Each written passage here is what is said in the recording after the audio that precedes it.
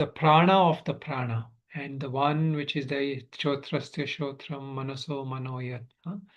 And in the question it was asked, Keneshitam patati pretitam manaha, preshitam manaha, Kena prana pratama pretiyuktaha. What is that? The first thing of all is what? Prana. And that first thing, what is the basis or the one which even makes that prana to move? So based on that, these manana I had given, I don't know how many of you did it. So I just saw one or two responses, but basically we have to do each of this. So what empowers the prana as in the motor senses, speech, movement, action, with energy we say, but which is the main element. So in our own kind of experience, we have to try to get a sense of that. Similarly, what enables the faculties of vision, hearing, smelling, and other forms of perception? And we discussed all this. Now, the third question here is food merely the primary source of energy and vigor for all sense activities? So this is a normal belief, right? That without food, no movements, no energy, no activities can happen. Of course, in a very it is natural that way, because the food is what keeps this body has that physical body, that it keeps that energy. But also, many times many yogis and all are supposed to live with very little food, and they're still able to function. But yeah, I mean, from our point of view, for most of us, without food, we can't last. So the question is, a subtle movement of energy itself the essence of life? So this again, is and we come a little bit more. What is life? Most people take this idea. Life is as long as there is energy. As long as there's energy, there is life. Other than that, there is no life. So here we are trying to go beyond that. We're trying to understand, is there anything more fundamental even to that energy? So that is the question. Is there a deeper foundation beneath the rising and falling of energy, something that remains unchanged despite it varying intensity? So here I was reading somebody's notes, right? Like, of course, we know this from the teachings and all, that there is something, but we can also experiment with this. We can also try to at least get some sense of, see, the validity of that shastras gets solidified through our own experiential and an inquiring kind of thing, our own insights. But yet at the same time, our insights can only be guided sometimes or directed sometimes when there is all this teachings. Otherwise, our own inquiry will remain limited. We need somebody or some scriptures to guide us in that. So how can we do that? When I was excited and overflowing with energy, did I ever sense a calm, witnessing presence? So if you are sometimes, a little subtle, you'll see that even though we are full of energy, we have the body is functioning well, the mind is active, and you're excited. Despite that, you feel if you are able to look at it, that also is observable, that also can be known. And what is it that knows it? How do we know it? What is that knowing instrument, or the not the instrument, the knowing agency, if you want to call it, Similarly, we think that when there's no energy, there's no life, right? But when we are like sick or completely down, when there's no energy at all, even at that point, there is some kind of a subtle knowing of that. We may not be able to mentally, intellectually figure it all out, what is happening and all that, but still, you're not completely kind of without conscious awareness. So when we can get into that insight, then we realize that this knowing thing is there when I'm excited and full of energy, and when I don't have that energy. So that prana is even more fundamental to prana, more fundamental to what we call as the energy. So this is the where the teachings is going now.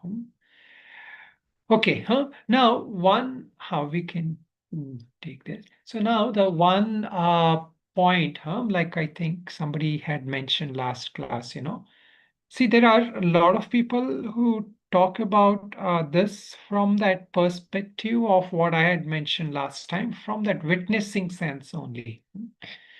So here I'm trying to focus specifically because here it is not just a witnessing thing, it is a knowing presence. Now that Sakshi, what we say, the witness, that witness is that knower, but yet that knowing thing is not different from that witnessing. So we may think that sometimes, oh, then this is a different thing, or this is a like a different process. Knowing is different, witnessing is different. So we say the drigdrishya, right? I am the seer. huh? Or somebody mentioned last time, right? That that quote by one of the famous teacher, the observer is observed. So there also what it is that observing, if it is happening from that sense of mind, or that observing is happening from that sense of that our pramata we call, a little more than the mind, but still that kind of a subject kind of entity, then that observer is observed. Hmm? So there, who is the observer and who is observed? So there is no observer and observer if you're observing from that sense of pramata or the mind instrument. Because the mind also is known, right? So you can know your own thoughts. That is how we do introspection, and we try to understand our thoughts. So, but the knowing of the thoughts without that thought, there is a knowing of thoughts without a thought about it. So that knowing is a pure knowing. That's a sakshi. Now that sakshi is also what we call the jnata, the knower. So that witness is also the knower, but that unbiased knower. So that knower of a thought, which is a consciousness, does not have to have another thought. Meaning, when there is a thought, then the mind is involved. So that knower doesn't need another thought. So then if the knower doesn't need another thought, so how is this knowing possible? So that is what we all have to inquire into. So this is where our inquiry should be. How can I know? So if we are able to know that the true nature of that sakshi, then that sakshi is also having that jnata, that knowing element. Okay, I hope this is clear. Anybody has any question, comments, you can ask now before we move further. Okay, all right. So now we will go to the next shloka, which we have briefly looked at, where he's going to talk about how that sense of knowing and known, which is what we are discussing, or that known and unknown. So that itself we will uh, so like here, as maybe I'll just complete this one point. So in this knowing, there is one more point. Now, when we say this chit, this is at Satchitananda. This chit is mostly involved with this knowing aspect. Now, when we look at an object outside, like let's say the pen, like let's say there is a pen. I look at this pen outside. So this object is what it is known outside me. It is outside as an object. Now, when I'm knowing this object, there is still a sense of knowing that subject. Like when you try to really see what is happening here, you need turn towards that object, you can still be aware of that subject. So this is what I was saying you when we mentioned this, the observer is observed. The sense that I am seeing here, this object, is also giving me a sense of that subject, of that knower. So here what is happening, that subject also is known, but it is known as a with reference to this object. So with reference to this object, there is that subject. So that is still knowable. It comes in that in this whole spectrum or the gamut of known things. So this known subject is not what is Chaitanya, is not the Chit. Hmm? So this at least we should negate and know that this is not, and that is what that teacher's comment is. The observer is observed, meaning that subject with respect to that object. That subject is also known, and that is not the that might help us to give a glimpse of that subject. It comes closer than the object, you can say. But it is still not that knowing, the pure knowing, pure consciousness as Chit. Okay. Now, let us look at this shloka. See, this shloka, we already chanted this, but I will just let us do it again. And this is also a very important shloka and very important aspect of the teaching. So after this, we can analyze more. So those of you who can repeat after me. Shloka number 3. Natatra chakshur gacchati. न तत्र चक्षुर्गच्छति न वाग्गच्छति no मनो न वाग्गच्छति no वाग्गच्छति मनो मनो न विद्मो न विजानीमो न विद्मो न न विजानीमो यथैतदनुशिष्यात् यथैतदनुशिष्यात् अन्यदेवा तद्विदिता ततो अन्यदेवा तद्विदिता तद्विदिता ततो ततो अविदिता तदि अविदिता विदिता ददि ददि इति शुश्रुमपूर्वेषाम् इति शुश्रुमपूर्वेषाम् येन तद्व्याचचक्षिरे येन चक्षिरे. Okay, now here this is similar, but now he goes into this realm of known and unknown. So that knowing principle, which was mentioned as the ear of the ear, the life of the life, the eye of the eye. So that thing, the eyes cannot go there. Meaning the eyes cannot land on it. The eyes cannot know that. So we will discuss this how, but here for the meaning is that the eyes cannot know this entity, which is that knowing principle. And what else that na vakachati no mano. Even our speech cannot go there, nor our mind can go there. So this is the famous thing. The mind cannot know this. Although now we are using our mind and intellect to study, understand, and all that, but the mind itself cannot directly perceive it. We will again understand this later. Na vidmo na vijanimo.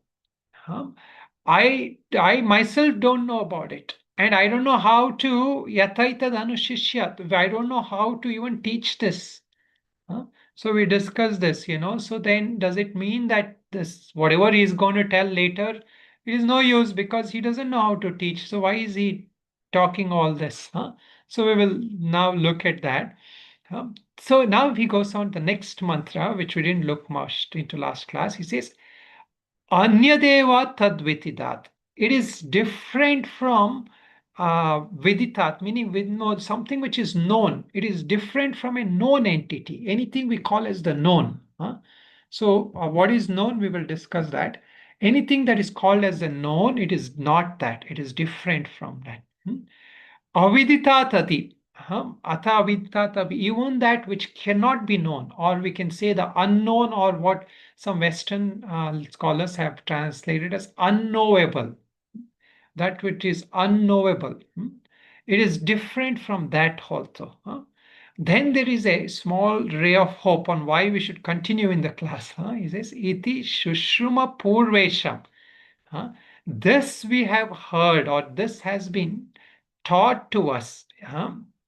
Yena tad vyacha chakshire. It has been stated or it has been taught to us. Like this thing has been, we have been, this has been revealed rather to us.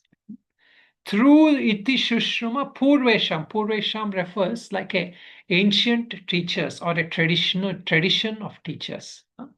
Meaning it has been handed down from the guru to the teacher. And so this is the essence of our Upanishads teachings, that it is learned from a teacher. Even though we may say I already have the book and everything is there in the books and written, there is a value in actually learning it through a teacher. So that at that point he is mentioning here. Iti Shruma Purvesham Yenastad Vyacha Chakshire. Now this is a important concept, and why he's also saying this, it may seem like, okay, he's just putting this word, that word and all that, but no, there is a value, and let us understand a little bit, and also with the help of a little bit of Pachya.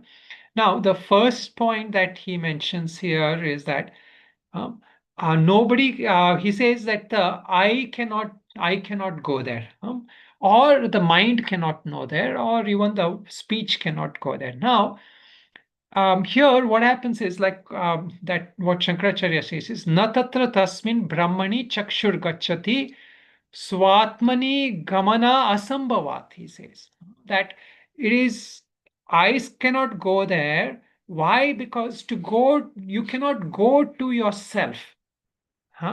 So now how does this work? Let us say, for example, the eyes.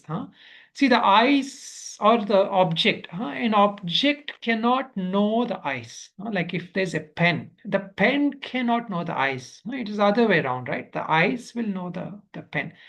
So much so that even the eyes cannot know itself. Like I never can know my own eye, although we may use a mirror and all that, but I never have a direct seeing of my own eye. But that is on the level of object. The object as such also cannot know another object. So similarly, the objects like my senses, the all I mean the senses are like eyes. Eyes cannot know my mind because the mind is more subtler, more deeper than the eyes. Or similarly, the speech and all that. Now, the speech cannot know my mind, meaning directly, I'm saying. So similarly, the senses, none of the senses can know the mind, but the mind can know the senses. Now the last step here is this, that the mind cannot know the consciousness. The consciousness can know the mind. The mind cannot know the consciousness. So that is why he says natatra chakshur gatna vak gachati no manaha. Now this part where he mentions in the Bhashya, you cannot go to your own self, meaning that which you are, that which is the essence of yourself, doesn't really need some kind of a external means to know it.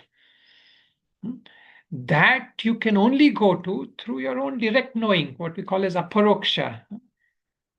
And of course, here through the pointers, we will look at it. Then one more point is mentioned is something that is cognized by the senses and mind.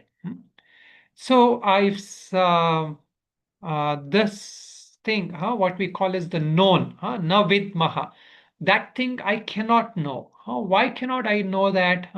So that is where Shankaracharya says, Indriya manobhyam hi vastuno vijanam. Senses and mind can know only objects through my senses. If I'm using, we discussed this, the three pramanas, mainly the two pramanas. One is called the Pratyaksha Pramana. Pratyaksha Pramana involves all the eyes, ears, smell, tasting, and all that. Then one more Pramana is there, which we use quite often. What is that Pramana? Anybody remembers? Means of knowing, means of knowledge. Is it Anumana Anumana. Pramana? Very good. Anumana Pramana. Anumana Pramana means through our mind, through our intellect, we deduce, we understand, we intellectually fathom things. So these pramanas we have now negated. This is not possible. Now, why is this not possible? Because this consciousness or this knowing principle which we are talking about, it is not an object. You can only know it if it is an object. Anything which is an object can be known. That as a, but that which is the means through which you know everything, that which is the knowing principle itself. So what comes in this? So in this whole spectrum of what we call as known, what all the things that comes under that? That he says, Kvachit, Kinchit, Kasyachit, Viditam, Syaditi, Sarvameva, Vyakritam, Viditameva. So that known, that thing which we say is known, something can be known. What are the things? Even if you can know at some point anything about it, somewhere at some time, kvachit, you can know about it. Kinchit, a little bit also, to some extent you can know about it. Or at kasyachit, meaning like through somebody, somewhere, like some source, through some source you come to know about it. What we call paroksha jnana. So all that comes under the gamut of known. So what is it? Basically, this means everything in the world. Everything in the world at some point or the other, somehow or the other, through somebody or the other, you can come to know about it. So what is the unknown then? If this is the known, unknown is that which is the source of creation, what we call as the avyakrita. That is the cause. So here we were talking of the effects. So now when we talk about the unknown, what is unknown? Unknown is something that is not known relative to that known. Like for example, if somebody were to tell you, that there is like some place somewhere, that place you don't know about it, right? But at some point you can either go there or through some means, some video or something, you can know about it. So then it becomes known also. So even that which is unknown can manifest as the known. And what is that layer? What is that essence? That is what we are saying. Say, for example, another thing. Let us say, for example, you don't know Sanskrit.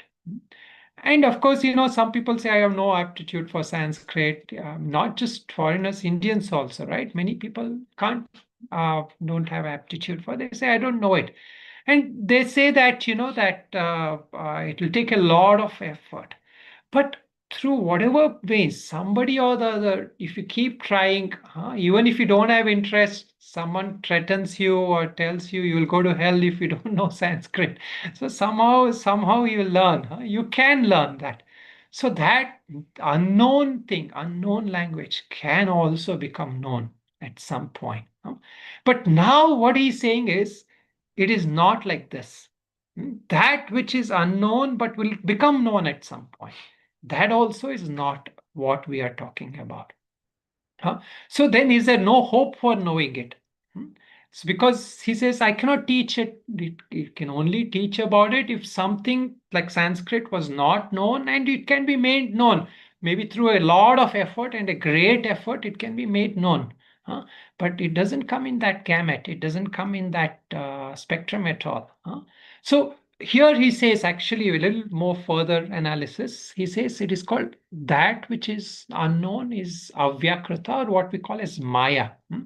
Maya cannot be known, but it can be known based on its effects. Meaning that which is unmanifested, we also call as sometimes the karana, the causal state, the causal state of all of us, causal state of the whole universe and each one of us.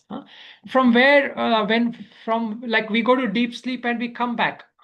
So when we were in deep sleep, we were in certain state, but we come back from there, right? From where the waking comes again and all that. Similarly, this whole world, everything comes from that seed of Maya or Avyakrita, that seed of what we call the ignorance, or that basic seed. So all of us are that way, the effects, physically, mentally, we are the effects of that seed. So now by negating this, he's also negating the cause and effect. It is not even the cause of this creation. So we are not looking for this God who created this world. So here we are trying to go even beyond that God, so-called God, who created this world, whether as a personal God or as a like a seed or an energy, or that whatever you want to call it. So it is going even beyond that. So this Atman is beyond even the state of what we call unknowing or ignorance, that avyakrita. So that is why you cannot teach it, because when you teach, when you are trying to teach, generally what is that teaching about? You are teaching using some visheshana. Visheshana means you are trying to use it with reference to one of these five things, which is in Vedanta, it is called as Kriya, Guna, Jati, Sambandha, Rudi. These are the five things through which anything can be taught, especially verbally, What are these? These are Kriya. Like I can talk about something, about some action is happening. Like if somebody is going somewhere, I say, see, that person is walking. That is what walking is. So through an action, I can teach about somebody, or through guna. Guna means some attribute, some quality, some attribute. Can be color, or can be a some personality, something, and we say that is what blue looks like. So then you teach through a guna. Or jati, you say about a certain class of things. Like you say, okay, all these things here are called as trees. They all look like that. These are trees. Or like individually, you see these are all people who are they are all part of this community. They're Indians, or they're Americans, or they're whatever, you call them according to that. Then there is a sambandha, relation. It's the relation of some specific relation. Like he's so and so son. He's such and so. If you are trying to explain about something, you say that person is a son of so and so, or she's the wife of such and such a person. So through a relationship, or through Rudy. Rudy means something very notable, like, oh, he is a prime minister of the country. So something like that. See, these are the common ways through which something is taught on a verbal level. Now, can any of this be applied to that consciousness? What is consciousness doing through action? Nothing. It is that actionlessness self. What is the attribute of that? It is beyond all gunas. What class does it belong to? It is not, cannot be categorized into any class. And is it something famous? Like, is it like, as I said, it is not even the God, the creator God. Then what is that? What is a relationship? Relationship also, you cannot explain that Atma. So now this words, the limitation of teaching through the words or through any teaching methods is negated. So this is not possible. Now, if that is not possible, then is there any other way? So there Shankaracharya says, Satyamevam pratyakshadibihi pramane na paraha pratyayayitum shakya. It is true that it cannot be taught through any of these means of knowledge, meaning through these normal pramanas, normal means of sense-based knowledge or intellectual analytical kind of processes. It cannot be taught. Agamena tu shakyata eva pratyayayitum miti. But through agama, through the teachings of the scriptures and the teachers, it can be taught.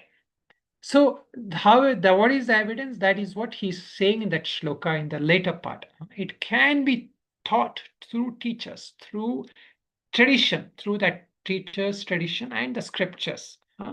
So agama here, typically we take it as our Vedanta Upanishad agama, but some people say other agamas are also there, like the realized gurus and all that. who have attained that, they also can point to that. But in this context, we will take it like that, Upanishads and all that. Now, ancient wisdom. Now, how is it possible that if you cannot intellectually teach this, how can we claim that something like this can be taught through somebody or some qualified means of knowing? So here is where, this scriptures uses again here, the main pointers is that it is saying it is not this, it is not this, it is not this.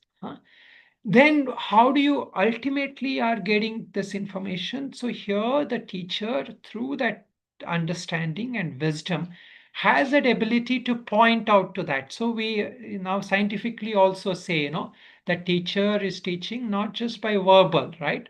He's also teaching through other means. So especially in our tradition also, that when it comes through that source of teaching, there is that point, like we talk about many teachers.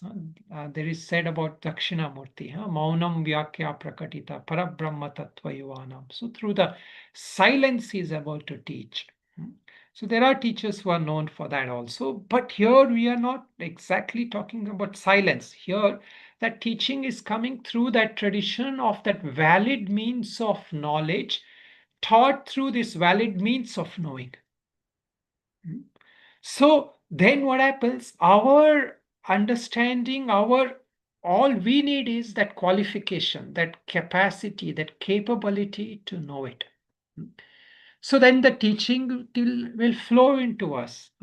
So here, this point here, we can understand through another kind of means. And this I will maybe come back to that later. So, but here, what is it that we are talking about? We are not talking about just that me as a self. See, this is why sometimes, when we say that I amness, what is the consciousness? One way to say it is I amness. But still, many people find it hard to get it. Why? Because we are so caught up with thinking this I amness is the sense of I am, which I have, has identified with this body, mind, and personality.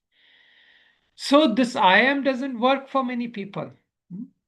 And also, not that it doesn't work, but what is standing in the way of that working is we are so soaked with our own sense of what we are, which is coming from that egoic identification.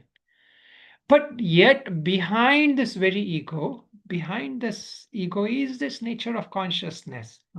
And this consciousness is not just that limited, it is that unlimited Atma, Paramatma. So that is why, here Shankaracharya goes on to say, what is the self we are talking about? If we are just talking about you and me, then there is no problem. We already know ourselves at that level. But this thing is, he says, he gives quotes of different scriptures, and he says, Ayam Atma Brahma, Ya Atma, Apahata Papma, Yet Sakshad Aparokshad Brahma. That this Atma is that Brahman, this Atma is that supreme consciousness. And this Atma is untouched by any sin. So these are from other Shrutis it is coming. See, this is why, we were saying that the Shrutis is the means of knowing, because they are consistently through different means trying to point towards that same reality. So there is no kind of a controversy among those Upanishad scriptures, because all the different rishis who revealed this to us are consistently talking about that one pure consciousness. And so when we hear about it from different methods to different teachings coming to us, then we finally start getting, this pure beingness, this pure consciousness, which is the essence of who I am, which is ever experienced, that cannot be known through the mind, and that is also not an unknown faculty, as in an object of knowing. So this understanding, which is revealed from different texts, is the essence of what is being pointed out. And there is one more point with relation to this thing, which he brings out here. So atha evatma atmatvad na heya upadeya va anyadhi anyena heyam upadeyam va. So he says this consciousness or this atma, it is, although it is distinct from that known, it is not, and it is not known, meaning it is unknown at that level of that mind, but it is not to be abandoned, nor it is to be acquired at some other time. So how is it we can say that, okay, he's saying it is unknown, but keep on with it, one day you will come to know about it, like that kind of thing we can take when he says it is not to be abandoned, meaning it is not something that we are abandoning as an object, like sometimes, like this same example I was giving here, like all of us go through this phase, we're learning something difficult like Sanskrit or computer or something, you say, oh, I just can't do it. So it is not like something like that you can abandon, meaning it is not something you can abandon. Why? Because it is that essence of who you are. And only when you know that, then only the whole purpose and pursuit of life is fulfilled. So it is ultimately not, it's something that we have to realize, but not something we cannot abandon. Now, how if somebody tells us that, then what is the idea? Okay, no matter what, I have to acquire this. I have to get it.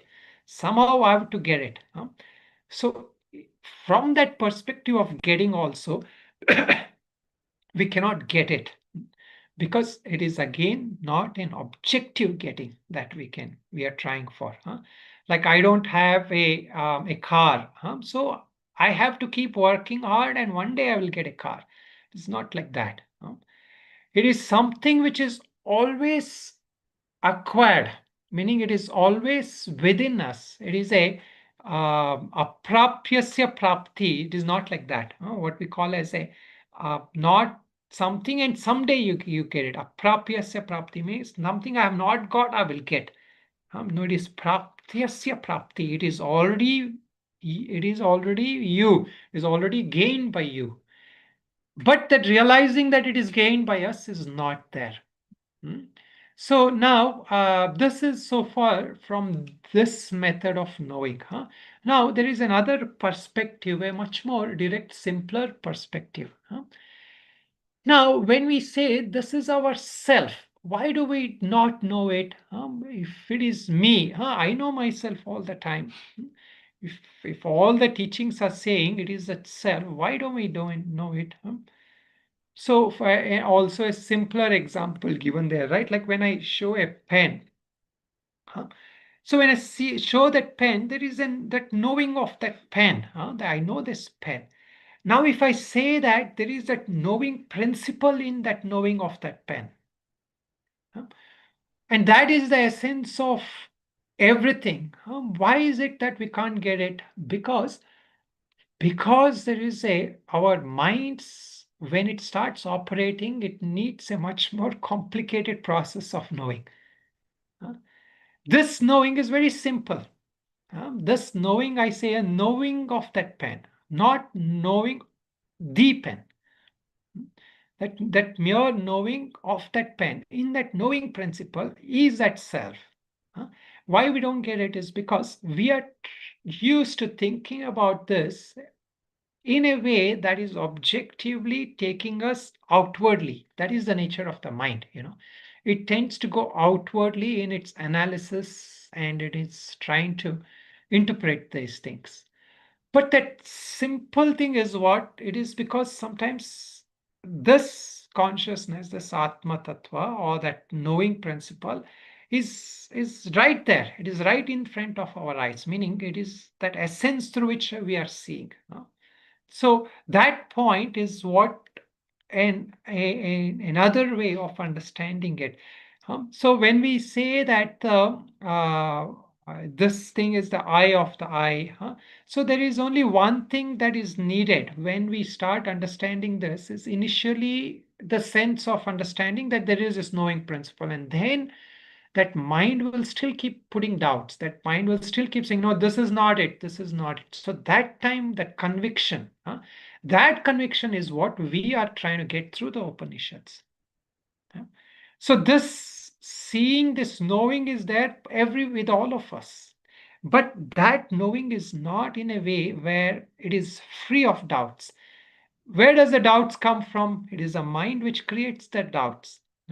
So, so in this pure seeing, in this pure knowing, the mind has its own, what we call as a samskaras, the past impressions. These past impressions determine everything we see, hear, and all that. So that is everything in our vyavahara, in our daily transactions. We are using our past impressions, past knowledge, and the more the past impression, the more that is valued in the world outside. Like somebody has some experience in some area for 20, 30 years, that person becomes more in demand. But at the level of subjective knowing, that kind of knowing is taking us away. And where is that subjective knowing getting polluted? By this objective knowing of the mind, which creates doubts. So this mind will create doubt when we say this is that pure being, this pure, oh, but it doesn't taste like this, it doesn't feel like that. And sometimes even the spiritual experiences we have, they will also come in the way. All our any experiences we have spiritually, but that time I had that kind of experience. This time I'm not experiencing like that. So then again, that doubt is coming, that mind creates that doubt. So of course, until we have a proper clear insight, that knowing principle is also not stabilized. That is why that important pointer given in the Chandogya Upanishad, where Shaunaka says, what is that one thing knowing which everything else is known? So that is the heart of this knowing. So where this topic, what he's calling as it is not the known and it is beyond the unknown. So when we say this, what is this thing? This is that one thing knowing which everything will come. Eka vijnanena sarva vijnanam bhavati. So knowing that one thing, everything else can be known. So this is why that the in summary, what we are trying to say is that so the in that summary of the shloka, as we are looking, see, it says here, the eyes do not go there, not the speech. We do not know. We do not know that Atma or Brahma to be such and such.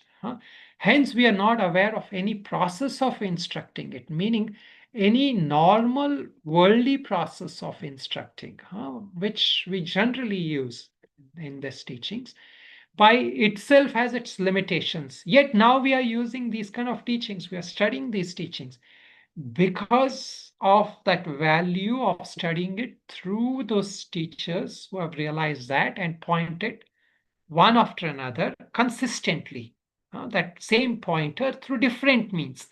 Then through all those negations, what we get is this. We get this thing is different from that known, and again it is above the unknown, but yet it is pointed out. So this is the heart of how the instructions are given. Going further, it is going to be pointed out mostly through negation, but also pointed out in a way that makes the mind comes to a point of rest, meaning the mind will not be able to go anywhere. Like when you say it is beyond the known and the unknown, what does the mind have to play with then? The mind doesn't have much to play with. Then that pointer will take us back to that realm beyond that mind. Okay, so this much we will keep it here. So there is a lot of mananam on this that have compiled. I suggest all of you look at it at some point, and yeah, maybe we are okay. We can quickly just briefly look at it. So all of you, based on what you understood in today's class, it is good to just kind of look at it. So what is my understanding of the known and unknown? Huh? So does unknown refer to things beyond human senses? See, this is why, what is unknown talking about? Like ultrasonic sounds audible to dogs or bats, but inaudible to humans. So sometimes, we can't hear something because my senses are limited. Is that the unknown? Or does it point to subtle feelings that cannot be grasped? Sometimes we say, oh, it's ineffable how I feel. I cannot express that. It is not that kind of unknown, right? Or subjects too complex for the intellect to grasp. Okay, we will leave it at this. This one, all of you look first and then we will discuss. It will be sent. Okay, so we will, anybody has any questions, we can discuss for a while.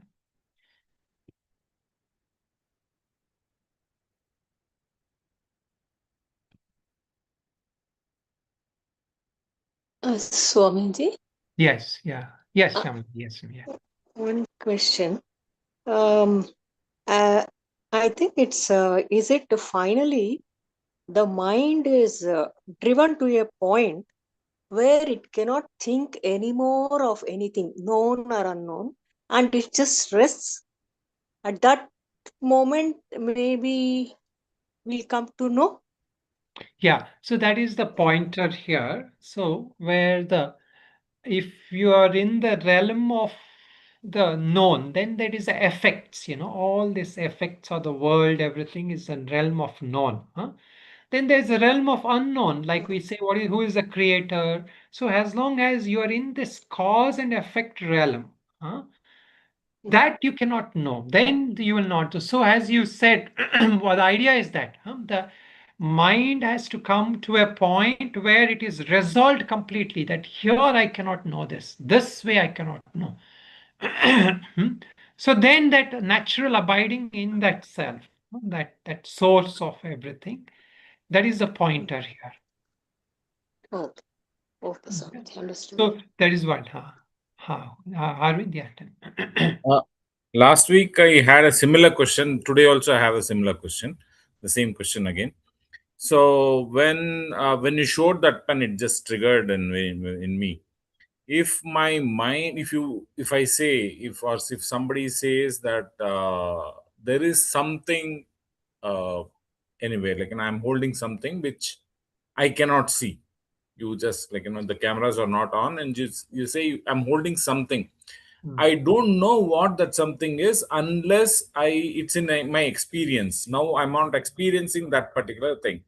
So the mind, when I see that particular object, the mind will start searching in the viveka and or the buddhi and say, okay, this is what it is. I say red color, round object. So the mind will start looking for that in my viveka. The moment I say there is something, I don't know what that something is, and the mind just stops there. It does not think any further. But I know that the mind is looking for something. Yeah. Now, is this the mind which is at play, or the mind is just blank there, and I'm not able? This is why that there is a difference there. Some people talk about it like that, but the Upanishads method is not like that, Let's Okay. say I don't know something, Mm, and I cannot know it. Let's say, for example, the mind, as you say, goes to a state of blank, huh? right. So that blankness may not be the knowing of self.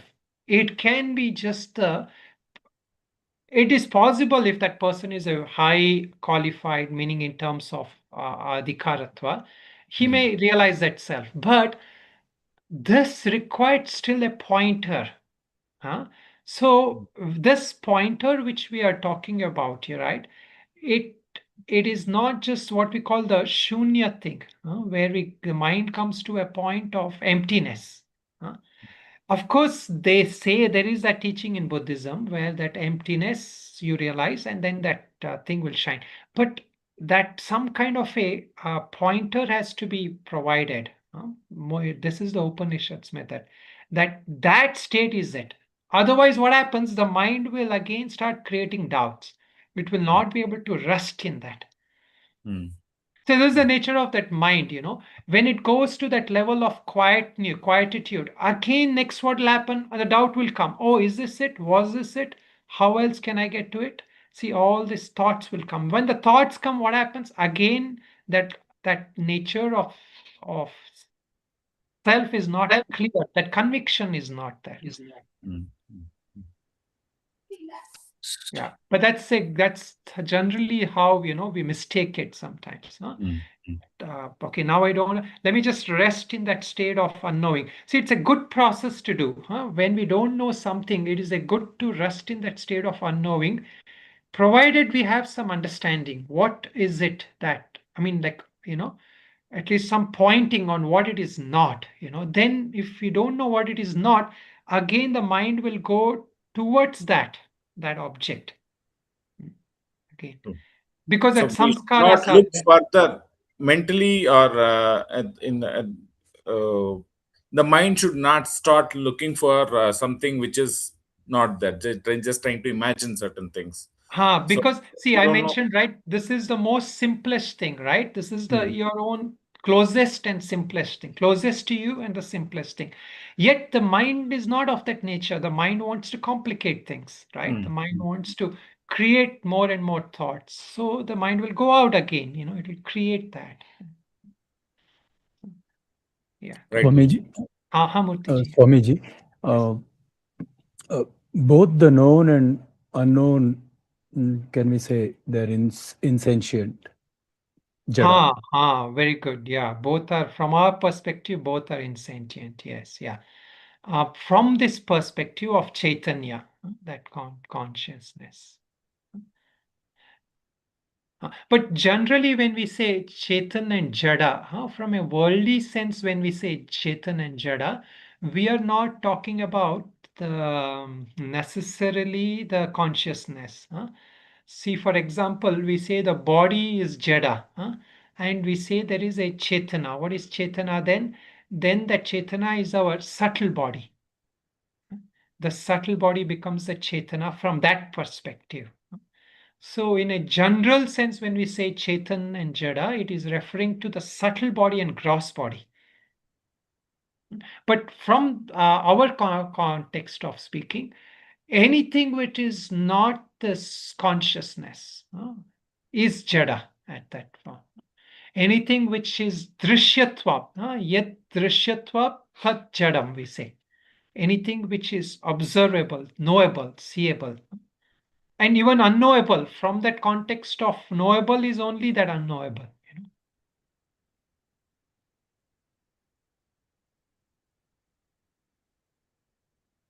One thing I want to ask Swamiji is, um, in these teachings, it's actually upfront told to us that there is Chaitanya, consciousness. I mean, which I don't see. And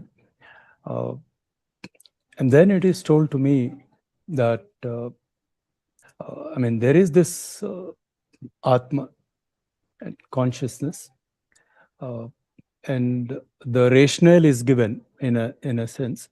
Yes. You see it now. You can you see it?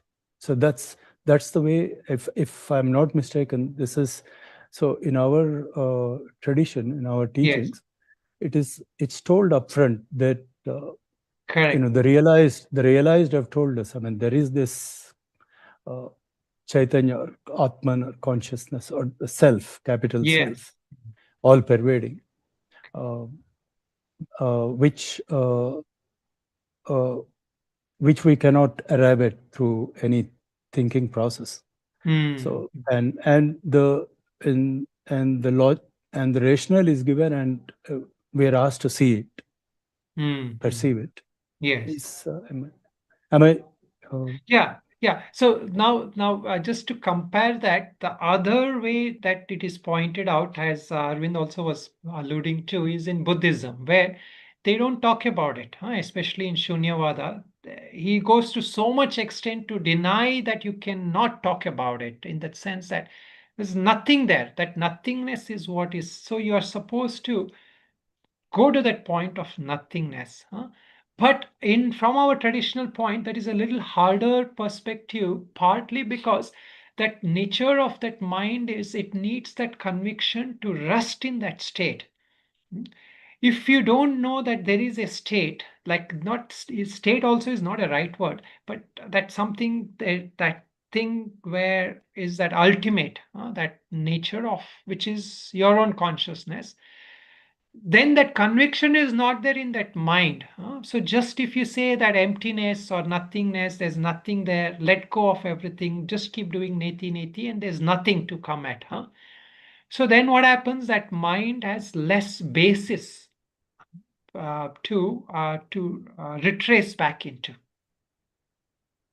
So that is why the acharyas here mention that there is that tattva, and that tattva is not just another god or another effect or anything. It is that that essence of everything in the manifest and beyond manifest. There is that one essence.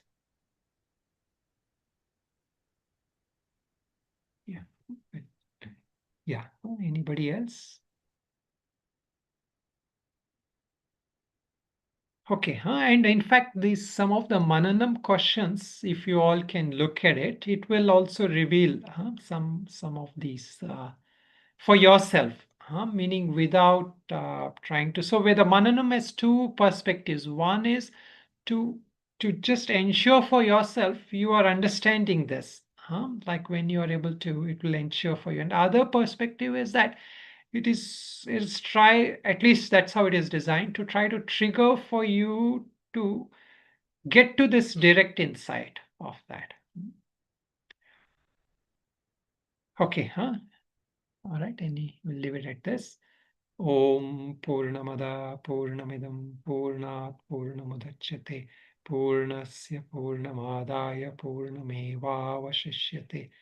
Om Shanti Shanti Shanti. Stay on Narayanaya.